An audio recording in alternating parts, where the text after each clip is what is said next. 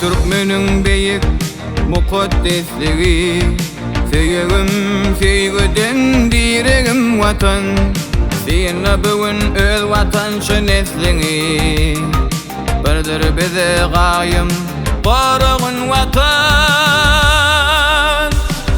Karıştırlık aydın yollar dünyada, Bir taraflık berklik bir yer dünyada. Bugün iyi bollun zilmal kuvvata, Parakatlık bizim uğrumuz vatan. Gece günü bir cay kılıp kulluğun, Haklı yaz borcun için oğulluğun. Uysunçlu tarihin nüskü allığım, Geleceğe devamdır yolların vatan. Oğul ahir cani canı vatan mı? Şu vatanlar, şu mehrivan vatanlar, Uğrunda baş koyup bora bütünler, Sütün gerçek erlerin vatan. Karıştırlık aydın yollar dünyada, Bir taraflık berklik bir yer dünyada. Bugün iyi bollun zilmal kuvvata, Parakatlık bizim uğrumuz vatan.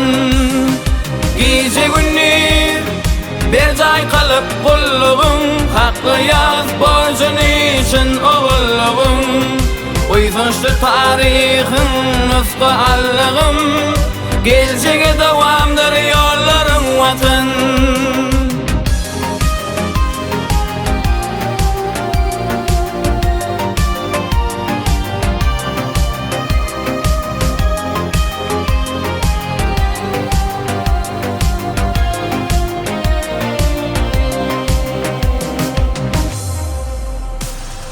Yüreklerin coşu, göğündür hoşu, Gül vatanın mehri yad eder gışı.